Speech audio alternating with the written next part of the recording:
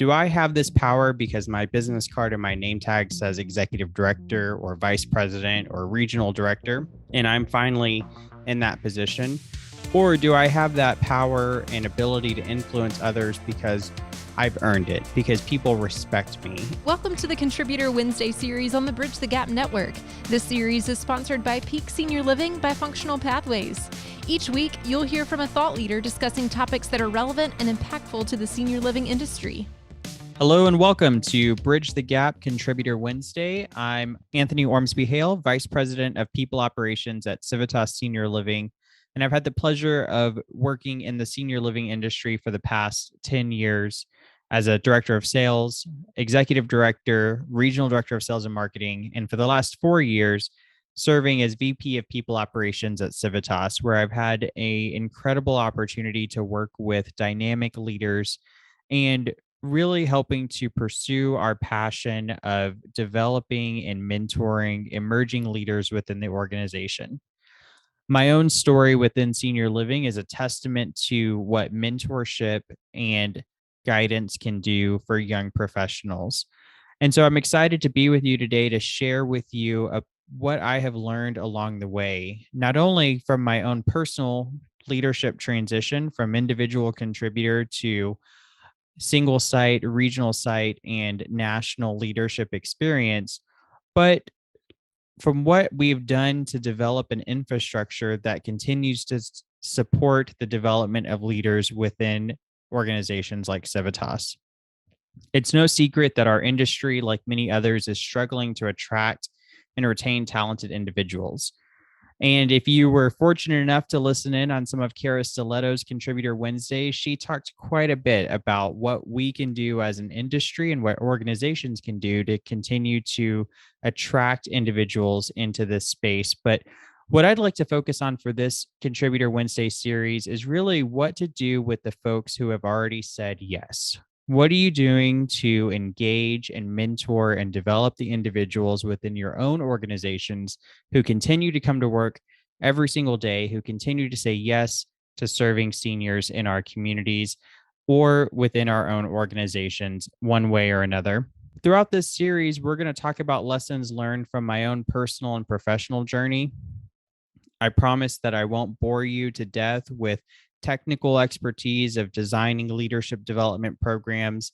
I would encourage you to connect with learning and development professionals in your organization to talk about ways that you can take these ideas and really make them fit within your own mold. I'm a strong believer that every organization has its own unique culture, has its own unique heartbeat. And so not everything that I will talk about throughout these episodes will resonate with every individual. You may not be able to replicate these within your organizations, but at the end of the day, the mission is the same. It is to make sure that we are developing the individuals who we work with on a day in and day out basis. And I think one of the reasons I'm so passionate about talking about emerging leaders within organizations is because there's such a high failure rate for first-time managers, not just within the senior living industry, but in financial and real estate, hospitality, you name it. A lot of industries really struggle with helping people transition into leadership and management roles. And I think that we're missing a huge opportunity here because, one, it's faster and cheaper to hire within the organization because typically internal candidates have already got a pretty good understanding of organization culture. There's a lot of benefits to employee morale whenever you promote from within. And so we have to understand that in order to make these benefits come to life, that organizations cannot just promote individuals to roles and hope that they succeed. We have to have a process, we have to have a strategy to ensure that they are supported throughout that transition. Otherwise, we'll just create a poor employee morale and employee loyalty issue. And that's the last thing that we want to do. So a few months ago, I had the opportunity to speak at the Texas Assisted Living Association's annual conference on this exact topic. And I polled the 500 people or more who were in the audience, and I asked them to tell me, why do you think that first-time managers struggle and fail within their first year on the job? and the answers came flying in. But if I had to group them into 5 buckets, I could group them pretty clearly in these buckets. One was lack of clarity on job expectations. The other was lack of training, lack of support, adjusting to new roles and expectations, and lack of mentorship. And we're going to talk about those 5 buckets throughout this series, as well as a few others. Um, and the list continued to go on, and I had some really great conversations with individuals after the presentation. And one individual came up to me and just said, I just don't understand it, because this seems to be pretty easy to do. It seems to be pretty common sense. Of what we're talking about here is really just giving individuals the support that they need, the training that they need to go forward and do that. And I think a lot of us can look back and we can say we've had plenty of individuals that we have well trained and well supported who have not succeeded in those roles. And so one of the things that I ask individuals, and I love asking this question when I'm on interviews for many positions, is about roles and expectations. What do you think you're getting into, and does that align with your values? And so that's what I want to talk about for this first episode on the series, is what are the roles and expectations that new managers are coming into? What do people think that they're getting into whenever they get promoted into a management role? And I think that one of the things that we'll find is that there can be some misconceptions and some misalignments with what the emerging leader is expecting in their position versus what the organization and the position itself is actually prepared to give that individual.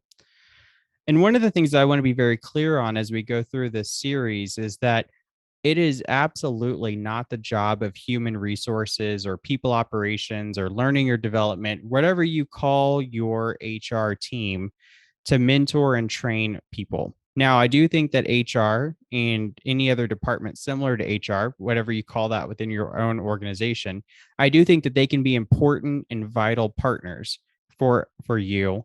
And so I encourage you to build a relationship with those individuals within your organization, because their expertise on compliance, their expertise on a lot of the things that we may not necessarily enjoy talking about.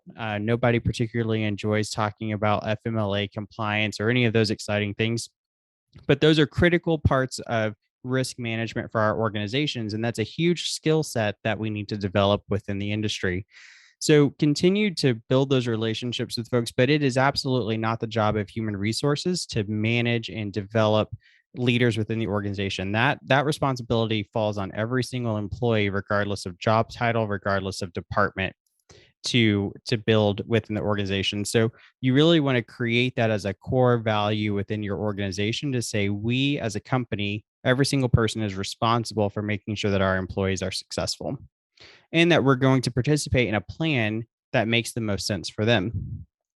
And so going back to how new managers, how emerging leaders adjust to roles and expectations, I really resonated with the work of Dr. Linda Hill of Harvard Business School, who researched this very issue, and in a segment of her research focuses on one of those themes, which is manager misconceptions.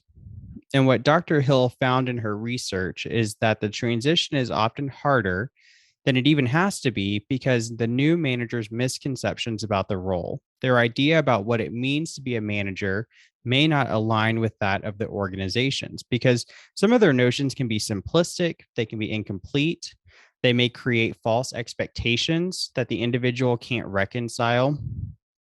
And when we acknowledge what those misconceptions are, some of which rise to the level of almost not even possible to understand, new managers have a better chance of success, and organizations can better understand where those emerging leaders are coming from. And when I go through these myths versus realities, I think it's important to think back and put yourself in your first management role, or even pre-management, and what you thought management was going to be.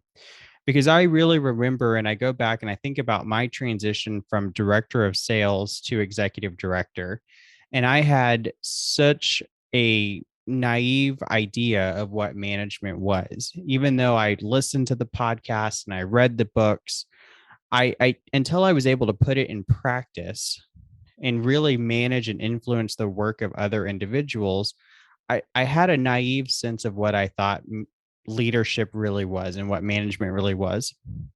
And so this idea of this misconception or this myth versus reality really resonated with me. And as I continue to talk with young professionals throughout the senior living industry, I see that a lot, not only about the myths and realities that we're going to talk about here, but even interviewing seasoned professionals. And I typically will ask them the question of, what are your expectations for our organization? What are your expectations for your ability to manage or to influence people within this role? And sometimes you get a sense of this person wants to go in a totally different direction than what we're comfortable with. And then you have to have that conversation of how can we reconcile that? So, first, when I think back on my first day as an executive director, I remember coming into the office and thinking about all of the ideas that I had and thinking about, I now have the authority, I now have the power to say this is the direction we're going to go and I'm going to implement my ideas. And I kept remembering and I kept remember saying, well, I'm going to do this. I'm going to do that. And now I realized that I didn't quite understand that my success as an executive director, my success as a manager of people was interdependent on the managers that I had around me. And I remember making a decision one day because I didn't quite think that our scheduling system worked the way that it needed to work. And I said, well, we're going to change our schedule. And nobody gave me any pushback until I had an employee who came up to me and said, well, the new schedule doesn't fit in with my childcare schedule. And there are several other employees who are here who are going to be negatively impacted by this decision. And quickly realizing in my mind that I made this decision with no consideration for how it would impact the lives of other people was truly a terrifying moment for me. One, because I realized I didn't want to be that manager. And then two, because I realized that is a lot of authority and power to have over individuals who very well would have probably left the organization. And I would have caused more harm to the organization than good by doing that. And that's when we go into that second myth or misconception, which is the source of power. Do I have this power because my business card and my name tag says executive director or vice president or regional director, and I'm finally in that position? Or do I have that power and ability to influence others because I've earned it, because people respect me? And I think a lot about this when I interact with chefs, with maintenance directors, people who have a high level of technical skill, financial analysts, IT folks, the list goes on and on. And I quickly realized that until I'm able to have that conversation with them and they know that I am understanding or that I'm curious and that I want to learn more about their role, that I have earned that respect, that typically the name on my name tag doesn't really mean quite a bit to them. And so when you start thinking about how am I going to get things done, there's a balance to what is the formal authority? Here's what my job description says that I can do. But the people that I need to help get it done, do they have the confidence in me to execute on the plan that I want? And that leads me to that desired outcome. If I'm trying to reach this objective and I'm trying to influence the people around me to reach that common objective or that shared goal, am I doing that through control? And that control often leads to a very compliance driven mindset where I'm micromanaging and I'm following up and I'm taking away authority from the individuals around me because I have to get compliance from my subordinates. Versus, am I asking for commitment? Am I asking them to join me in this shared vision, this shared goal? And I'm giving them the trust and the autonomy along the way to do that. And so when I think back on first time managers and emerging leaders, I often see that happen where you may see this in others manifest itself as they are afraid to delegate tasks or responsibilities to others on their team because they're afraid of the failure that will happen. And so you'll see that more and more times, especially executive directors, I have this conversation with folks quite a bit of, well, I can't take time off because if I take time off, then this won't get done at the building. And we're holding on to these things that we should be empowering people around us to do. And so if we don't correct that mistake or that habit for first time leaders, very, very quickly and very often we find that we have the seasoned professional who's 20, 30 years into the business that is a control freak and they don't let things go.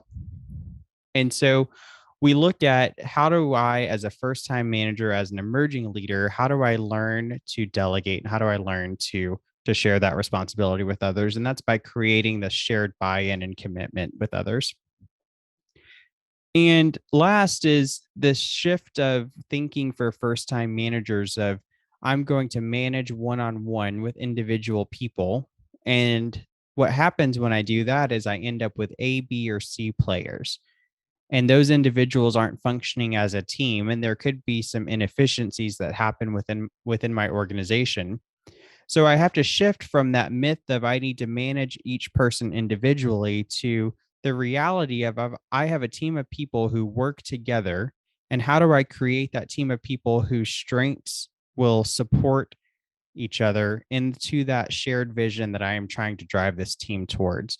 And I love to have this conversation with individuals whenever a leadership position comes vacant. And I think about, let's look at the team of people that you have around you. What skill are you missing? And so when you introduce that question to people and you start thinking about, well, I've got a great group of people who are very outgoing and very energetic, but I really don't have anyone on my team who's very detail oriented or who's very analytical. And so we tend to do a lot of surface level wins, when really what I need to do is recruit someone on my team who can help us dig deeper and create more sustainable solutions for folks. And so I loved when it took me a while as a first-time manager to shift my mindset into that. And when I started shifting from managing one-on-one to leading the team, what I realized very quickly is that people tend to have more fun at work. It was more pleasurable and more enjoyable for those of us around each other because we were depending on each other, and I could tap into the competitive nature of my team, or I could tap into other skill sets that my team had that really helped us to achieve our goals. And so when you start thinking about that, what you do is you move from what I call a day-to-day manager, which is I'm responsible for keeping the operation running smoothly. I'm responsible for making sure that nothing goes wrong. And that's great. We want to make sure that we have operations in our communities that run very smoothly, but they often become very risk adverse. They're afraid to try new things. They're afraid to go for large goals or targets because there's more room for failure. But what happens is you get an opportunity when you tap into that reality of shared management, of shared goals, of now I have an opportunity to make this team perform better, to initiate change that's going to enhance the group's performance. And that is a beautiful thing of what happens is you have a team who says, we're hitting everything on all cylinders. How can we do better? And I think all of us in senior living would love to be part of a team that says, how can I do this better? So this may sound very familiar to you, or you may have observed a colleague going through these transitions, and not everyone goes through them at once, and every organization manifests itself differently in these areas. And I'm looking forward to sharing resources with you in the coming episodes about what you can do either as a mentor, company executive, or an emerging leader yourself to ensure success for leaders within your organization. Next month, we're going to dive into the needs of emerging leaders and how organizations and employees can design professional development plans that achieve real results. Thank you so much for tuning in to the first episode of my Bridge the Gap podcast for senior living. It's a pleasure to be part of the Contributor Wednesday series. I invite you to connect with me on LinkedIn by following the link in the show notes. And let's keep this conversation going about developing leaders in the senior living industry. Until then, keep up the good work and be well. Thanks for listening to the Contributor Wednesday series on the Bridge the Gap Network, sponsored by Peak Senior Living by Functional Pathways.